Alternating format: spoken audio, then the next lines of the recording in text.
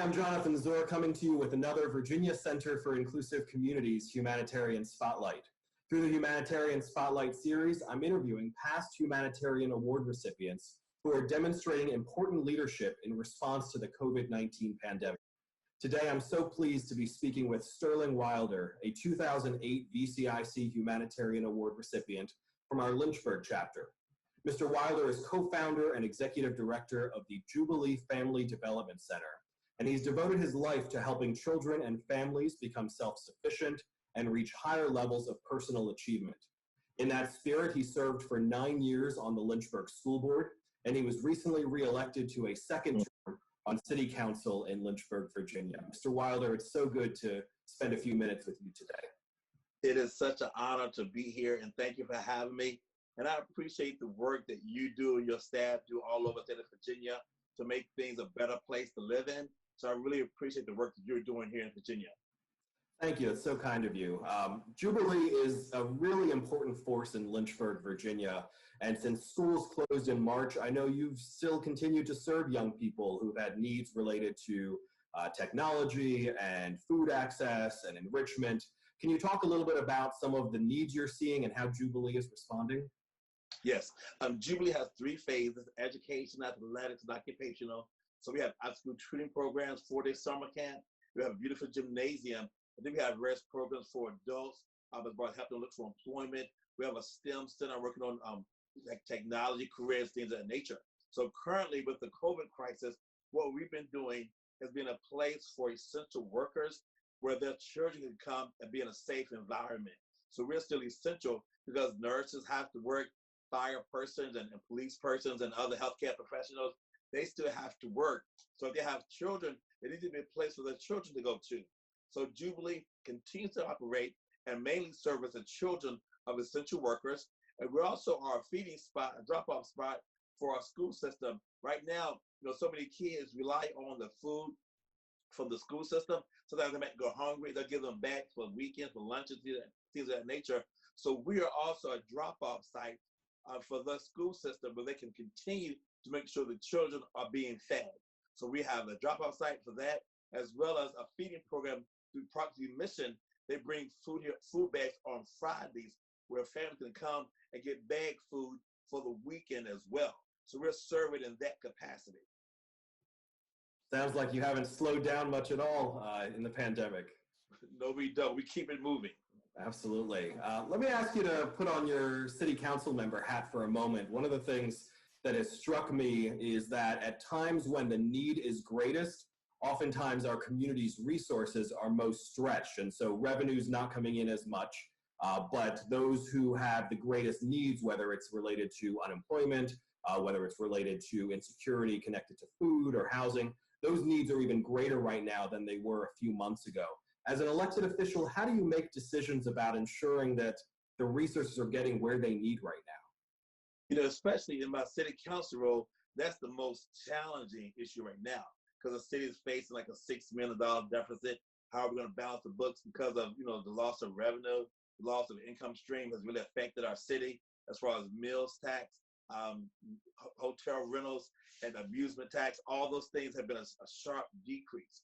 But then we still continue to have mounting issues from unemployment to food needs for our community to making sure our school system is supported financially. We had a 3% pay raise for all of our city workers. We had to wipe that out, unfortunately, for the upcoming budget year. So we have been hit hard. So what we do, we have to balance the resources that we have to make sure we're effective. We had to make some hard decisions about the outlook and so forward to giving our city employees a raise. But it hurt my heart come March, that was all wiped out because of this pandemic that we're dealing with.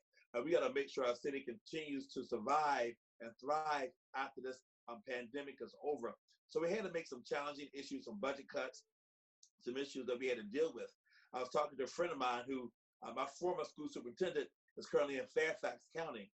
And I believe they're looking at like an $80 million deficit for their school system.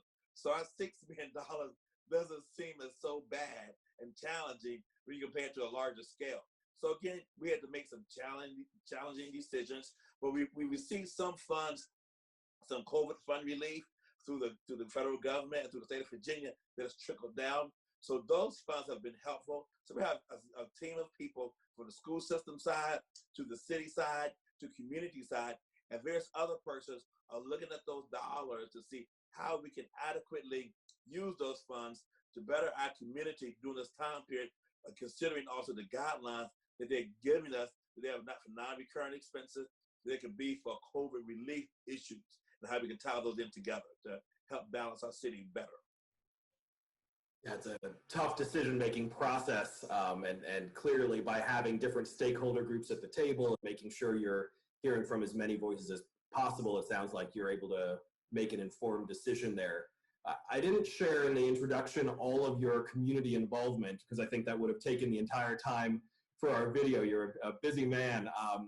As someone who has been really committed to serving the community, what advice do you have for those who are looking to make a difference, especially right now? You know, I think there's continue to be several ways we can continue to make a difference in our community. Some things, because of the issue and these social distancing, there's some challenges. But again, I always encourage persons to still volunteer. So we look at where the greatest needs are right now. The greatest needs have been like in food programs or in daycare type centers that are still serving those kids. So long as you're wearing like your face mask, I just took mine off, but I do have my face mask handy. As long as you're wearing your face mask and your gloves, you do the social distancing, and you make sure you hand sanitize and keep your hands clean, we can still volunteer in our community. From the food pantries, like in Lynchburg, we have the food bank, or through property missions and various other programs that are doing some really great things. And especially one of the programs we have, Meals on Wheels, that's feeding some of our senior citizens. They're the most vulnerable population that can't go out this time period. They have so many limited resources so that they can't go to the store right now, especially. So those kind of programs really have my heart. We had a donor to call us to see where can they give some money to. And I suggested like Meals on Wheels, like property mission, like Daily Bread, those people that are also in the front line, in addition to like Jubilee, but those people that are really helping to feed the community. If you look all over the country, you'll see some of the food drive lines are stretched like a mile wide, which is so amazing and so disheartening. So we as a community, we got to see what we can do. Or even if it's just seeing your neighbor, you know, helping your neighbor next door, just use your face mask and go next door to see, do they need to run to the store for them? Do they need this support?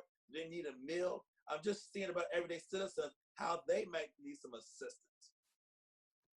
Yeah, I think that the ability for us to really rethink what community looks like at a time like this is going to be important, and your advice about organizations to get involved and supporting our neighbors is really an important message.